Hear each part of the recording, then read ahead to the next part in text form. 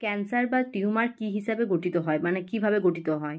Extra sell ডিভিশনের জন্য কিন্তু ক্যান্সার বা টিউমার গঠিত হয়ে থাকে। দেখো, আমাদের প্রত্যেকটা শরীর কিন্তু কোষ দ্বারা গঠিত। কোষ মিনস একটা ছোট ছোট ঘর। এবার আমাদের গোটা শরীরটা কিন্তু সেই ছোট ছোট কোষ বা ছোট ছোট সেল দ্বারা কিন্তু তৈরি। এবার এই কোষটার কিন্তু ক্রমাগত কিন্তু বিভাজন হচ্ছে, মানে কি বলবো এটাকে, ধরো আমাদের কোনো জায়গায় চামড়া বা মানে পা কেটে গেল বা হাত কেটে গেল, কিছুদিনের মধ্যেই দেখা যাবে সেই জায়গাটা আস্তে আস্তে কিন্তু রিপেয়ার হচ্ছে, সেই জায়গাটা কিন্তু পূরণ হয়ে যাচ্ছে, ক্ষতস্থানটা ঠিক হয়ে যাচ্ছে। মানে এখানে সেল ডিভিশন হচ্ছে।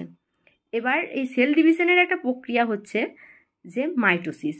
এখানে কি হয়, একটা কোষ দুটো কোষে বিভাজিত হয়।